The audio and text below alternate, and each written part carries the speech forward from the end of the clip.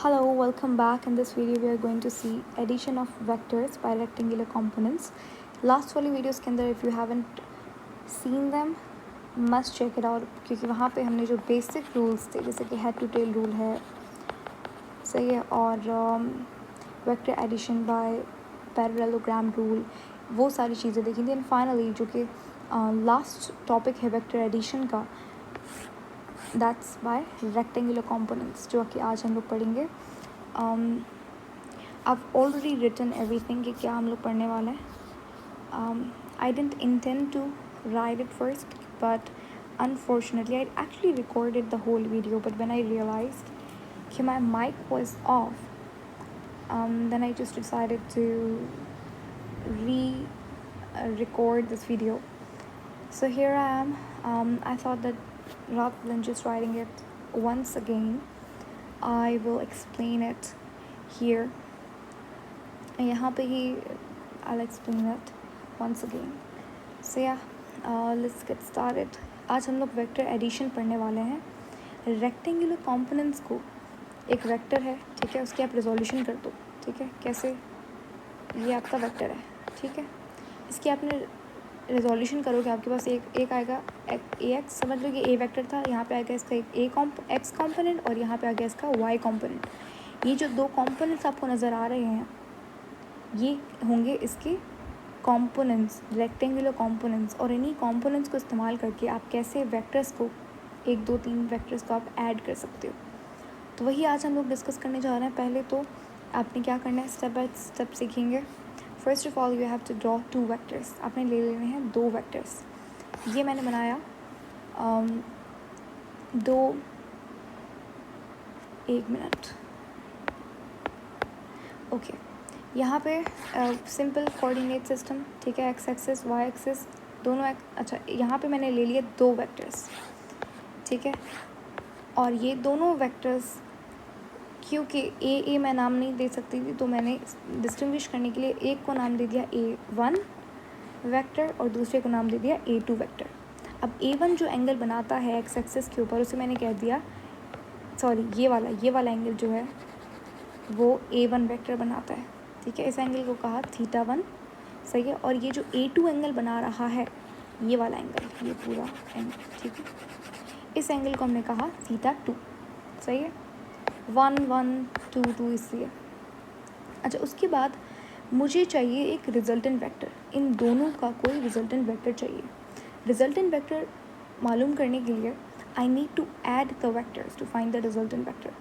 To do that I applied the head to tail rule. Head to tail rule को इस्तेमाल करके you can definitely find the resultant vector. उसके लिए आप क्या करोगे, ये आ गया आपका फिर से x और y, ठीक है. अब याद रखिएगा addition of vector by head to tail rule करते हुए आपको वेक्टर की डायरेक्शन चेंज नहीं करनी होगी. तो पहले हम बना लेते हैं A1 वेक्टर. ये है आपका A1 वेक्टर, ठीक है. और हेड टू टेल रूल के अंदर क्या होता है, वेक्टर 1 का head will join with the tail of vector 2. तो यहाँ पे आ जाएगा वेक्टर 2. ध्यान रखिएगा we haven't change the direction of the vectors, right. अब हमें बनाना है रिजल्टेंट वेक्टर. रिजल्टेंट वेक्टर का क्या होता है कि उसका tail will be joined with the tail of the first vector and head with the second last vector. ये आ गया आपके पास रिजल्टेंट वेक्टर. इसे मैं अगर ए भी कह दूँ तो नो प्रॉब्लम, ठीक है. और यहाँ पे ये मैंने बना दिया है.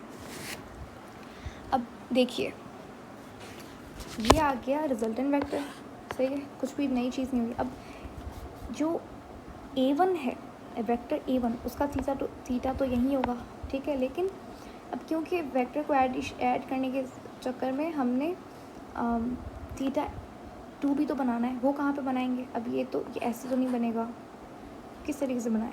तो हमने क्या किया, ये एक्स कोऑर्डिनेट को हम लोग एक्स एक्सिस को यहाँ पे हमने समझ लो यहाँ पे हमने एक्स एक्सिस ड्रॉ कर दिया, ठीक है. अब ये जो एंगल बनेगा ये θ2 कहेंगे इसे, सही है.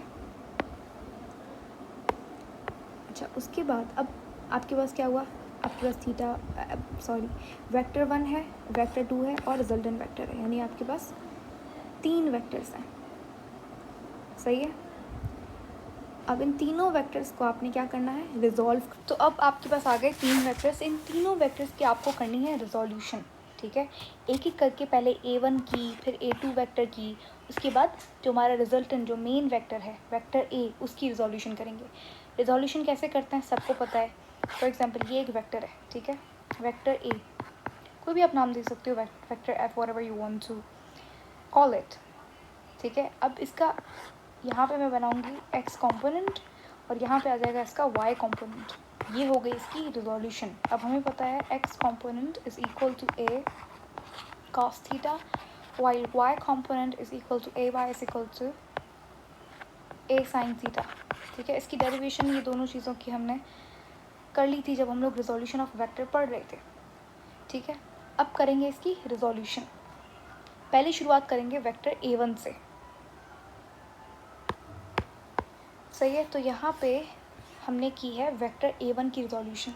ये था आपका वेक्टर A1, ठीक है। यहाँ पे बन गया इसका, देखो जितना वेक्टर होगा, जितना लॉन्ग वेक्टर होगा उतने ही लॉन्ग उसके कंपोनेंट्स बनेंगे। अगर वेक्टर यहाँ तक होता तो x कंपोनेंट इसका यहाँ तक बनता और y फिर ऑटोमेटिकली वहीं बनता, ठीक है। अब यहाँ पे क्योंकि मैंने डायग्राम छोटी बनाई हुई है तो A1 इसका बन गया A, इसका ये वाला जो है इसका A1 का x कंपोनेंट है। अब क्योंकि ये A1 का x कंपोनेंट है तो इसे हम लोग कहेंगे A1x, ठीक है। और यह होगा इसका y कंपोनेंट, इसे कहेंगे A1y, ये 1 लिखा हुआ है, सही है। ये हो गई आपकी रिजोल्यूशन ऑफ A1 वेक्टर। अब करेंगे रिजोल्यूशन A2 वेक्टर की। A2 वेक्टर को रिजॉल्व करेंगे।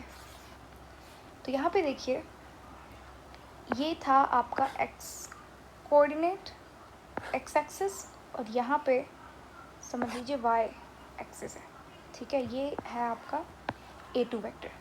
इसका जो x कंपोनेंट है वो यहाँ पर बनेगा, इसे कहेंगे हम लोग A2x, ठीक है, क्योंकि सेकंड A2 वेक्टर का x कंपोनेंट A2x कहलाएगा। और यहाँ पे आ जाएगा इसका A2y कंपोनेंट, यानी कि y कंपोनेंट A2 का, ठीक है। कुछ भी नहीं किया, 2 वेक्टर्स बनाए, ठीक है, उनको ऐड किया हेड टू टेल रूल से, यहाँ पे ऐड कर दिया। ऐड करने के बाद हमें मिला रिजल्टेंट वेक्टर। अब हमने कहा कि इन तीनों वेक्टर्स को कर दो रिजॉल्व, ताकि हमें रिजल्टेंट वेक्टर के रेक्टेंगुलर कंपोनेंट्स मिल जाएं। एडिशन हमें किससे करनी, किससे, टॉपिक ही यही है कि रेक्टेंगुलर कंपोनेंट्स को यूज़ करके एडिशन करनी है। इनको इस्तेमाल करके, कंपोनेंट्स को इस्तेमाल करके we are gonna derive a formula जिसके थ्रू हम लोग magnitude of resultant vector and direction of resultant vector find कर सकते हैं। दोबारा से आ जाते हैं अपनी स्टोरी के ऊपर। यहाँ पे A1 की रिजोल्यूशन हो गई थी, यहाँ पे A2 की रिजोल्यूशन कर रहे थे, A2 की भी रिजोल्यूशन हो गई है। अब देखो, अब करनी है हमें रिजल्टेंट वेक्टर यानी कि वेक्टर A की रिजोल्यूशन। उसे करने से पहले यहाँ पे अगर आप देखो तो ये आपको एक राइट एंगल ट्रायंगल दिख रहा है समवॉट, क्योंकि ये वाला पोर्शन अभी किसी भी कंपोनेंट से फिल्ड नहीं है। तो व्हाट इफ अगर आपने टाइप्स ऑफ वेक्टर पढ़ा हुआ है तो वहाँ पे हमने एक टाइप पढ़ी थी फ्री वेक्टर की, ठीक है। और फ्री वेक्टर को हम लोग क्या करते थे, डिस्प्लेस करते थे, लेकिन कोई फ़र्क नहीं आता है वेक्टर में, आप कर सकते हो कहीं पे भी है। और इस चीज़ को हम लोग क्या कहते हैं, पैरेलल शिफ्टिंग ऑफ वेक्टर, ठीक है। तो व्हाट इफ, क्योंकि मुझे यहाँ पे एक राइट एंगल ट्रायंगल चाहिए, क्या व्हाट इफ अगर मैं ये वाला A1y कंपोनेंट को यहाँ पे रख दूँ और यहाँ पे ये पोर्शन, यहाँ पे कोई कंपोनेंट बनाने के लिए A2x को यहाँ पे लिख दूँ, तो मेरे पास पूरा x एक्सिस आ जाएगा और y एक्सिस पे भी 2 कंपोनेंट्स आ जाएंगे, ठीक है। तो यही किया है हमने नेक्स्ट स्टेप के अंदर। यहाँ पे मैंने सेम यही चीज़, आपने बस कुछ भी नहीं करना, सिर्फ पैरेलल शिफ्टिंग कर देनी है। सेम चीज़ आपने यहाँ पे लिखनी है और ये वाला आ जाएगा यहाँ पर। क्लियर है। अब हम लोग करेंगे रिजल्टेंट वेक्टर की रिजोल्यूशन। ये है आपका रिजल्टेंट वेक्टर। इसको रिजॉल्व करेंगे तो इसका बनेगा x कंपोनेंट यहाँ पर और y कंपोनेंट यहाँ पर। तो क्योंकि अगर मैं इसके ऊपर बनाऊंगी तो बहुत कन्फ्यूजन हो जाएगा, तो मैं इसे यहाँ पे लिख लूँगी ax और ay। यही हमने किया है नेक्स्ट स्टेप के अंदर। ये है x component of resultant vector and ये है y component of resultant vector. अब क्लियर हो गई बात। क्यों किया था ये सब कुछ, हमने पैरेलल शिफ्टिंग क्यों की थी, ताकि हमें एक्स, देखो अब हमें क्या होगा कि जब हम लोग एक्स कॉम्पोनेंट की बात करेंगे ना रिजल्टेंट वेक्टर की, तो मेरे पास X is equal A X और B equal to a1x plus a2x, ठीक है, और A Y is equal to a1y plus a2y, सही है। अब हमें फाइंड क्या करना है, फाइंड हमें करना है मैग्नीट्यूड ऑफ रिजल्टेंट वेक्टर। जहाँ जैसे कि हमने लास्ट वाली वीडियो के अंदर जब हम लोग पढ़ रहे थे addition of vectors using parallelogram rule, तो वहाँ पे भी हमने एक फार्मूला लिखा था मैग्नीट्यूड ऑफ रिजल्टेंट वेक्टर को, पूरा फार्मूले को ड्राइव किया था हमने। वो फार्मूला अगर आपको याद हो तो वो फार्मूला क्या था, resultant vector magnitude is equal to radical a square plus b square plus a b cos theta, ठीक है। तो यहाँ पे भी हमें एक फार्मूला ड्राइव करना है so that we can find the magnitude of resultant vector. एक बहुत जनरल सा फार्मूला है कि रिजल्टेंट वेक्टर का मैग्नीट्यूड बराबर होता है उसके एक्स और वाई कंपोनेंट के स्क्वायर रूट का जो सम होता है, वो ही मैग्नीट्यूड होता है रिजल्टेंट वेक्टर का। तो ये एक बहुत जनरल फार्मूला है, अभी तक हमने फार्मूला ड्राइव नहीं किया, तो ये एक जनरल फार्मूला है कि resultant vector is equal to magnitude of resultant vector is equal to a x square plus a y square, यानी कि ए वेक्टर के एक्स कंपोनेंट और वाई कंपोनेंट के स्क्वायर रूट का सम बराबर होता है मैग्नीट्यूड ऑफ वेक्टर ए। अब हमें फाइंड करनी होगी ए एक्स स्क्वायर और ए वाई स्क्वायर की वैल्यू। बहुत सिंपल है, डायग्राम में हमने और यही तो चीज़ निकाली है। देखो ए एक्स किसके बराबर है, ये रहा A X is equal to a1x plus a2x, perfect. Same goes for A Y is equal to a1y plus a2y, सही है। यही वैल्यूज हम लोग यहाँ पे पुट कर देंगे। तो यहाँ पे देखिए, यहाँ पे मैंने लिखा जनरल फार्मूला ए एक्स, ये देखो A X is equal to a1x plus a2y, जो कि मैंने अपनी तरफ से नहीं लिखा, ये हमने खुद ड्राइव किया है, ठीक है। इतनी बात क्लियर है। Same goes for A y भी बराबर होता है a1y प्लस a2y के, यहाँ तक क्लियर है। अब देखो नेक्स्ट स्टेप के अंदर हमें पता है, रिजोल्यूशन आपने पढ़ी है, अब आपको पता है कि A X is equal to A cos theta and A Y is equal to A sine theta, ठीक है। अब यहाँ पे एक्स आ रहा है, ठीक है, एक्स आ रहा है, तो एक्स की जगह पे अगर हम कॉस थीटा रख दें तो कोई फ़र्क नहीं पड़ेगा, ठीक है। तो वही चीज़ हम लोग करेंगे, सेम वही यही फॉर्मूला लिखा है, बट हमने कॉस थीटा रख दिया इंस्टेड ऑफ एक्स, तो ये हो जाएगा a1 cos theta 1 plus a2 cos theta 2। Same goes for A Y, यहाँ पे A Y is equal to A sine theta होता है, तो हमने यही वैल्यू रखी है instead of Y we are just putting sine theta, ठीक है, क्योंकि a1 है तो साइन थीटा 1 आएगा, a2 है तो साइन थीटा 2 आएगा, तो a1 sine theta 1 plus a2 sine theta 2, ये हो जाएगी ax की वैल्यू, ये हो गई ay की वैल्यू। ये वैल्यूज़ आप पुट कर दोगे यहाँ पर, जब ये वैल्यूज़ आप यहाँ पे पुट करोगे तो ये स्क्वायर पूरे, देखो यहाँ पे स्क्वायर है पूरे ax के ऊपर, तो ये पूरी वैल्यू के ऊपर होल स्क्वायर हो जाएगा, यहाँ पे भी पूरी वैल्यू के ऊपर होल स्क्वायर हो जाएगा। And that is it. Congratulations, we finally derived the formula which can find the magnitude of the resultant vector. यहाँ पे मैग्नीट्यूड की बात ख़त्म हो गई। अब बात आती है रिजल्टेंट वेक्टर। अब देखो वेक्टर है तो there won't be only magnitude, वहाँ पे there would be direction as well, सही है। तो डायरेक्शन फाइंड करने का एक और फॉर्मूला होता है जो कि ये, जो बहुत सिंपल है। डायरेक्शन देखो, theta, direction is concern directly concern with theta, theta ज़्यादा होगा डायरेक्शन चेंज होगी, थीटा कम होगा डायरेक्शन चेंज होगी, राइट। तो इसीलिए theta is equal to tan inverse a y upon a x. This no derivation for this formula thankfully, so that is it, we are done with the derivation of the formulas. तो अब देख रहे हैं किस तरीके से हमने ए X और ए वाई को इस्तेमाल करके we derived a formula equation जिसके ज़रिए we can find the magnitude of the resultant vector, सही है। मैं दोबारा से रिपीट कर देती हूँ, क्या किया हमने, दो वेक्टर्स लिए, दोनों को ऐड किया and we got the resultant vector. Now you have to resolve three vectors, a1, a2 and finally the resultant vector.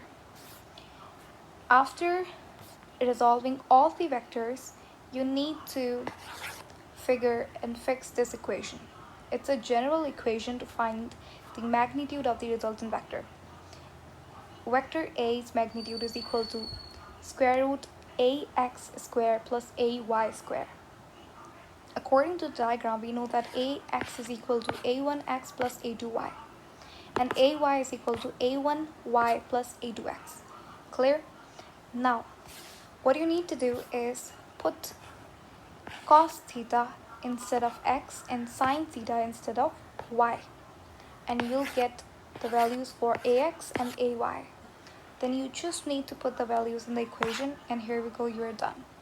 बहुत सिंपल था, सिर्फ एक बार आपने एडिशन करनी है, फिर आपने रिवॉल्यूशन करनी है तीनों वेक्टर्स की, आपके पास एक बहुत डिटेल डायग्राम आएगी, उसके ज़रिए आपको पूरा आगे का सोल्यूशन वैसे ही आपको डायग्राम को देख के मिल जाएगा. एंड डायरेक्शन ईजी है, you just need to make sure you know the formula for direction of resultant vector using the rectangular components. So that is it. Thank you so much for watching. See you later in the next video.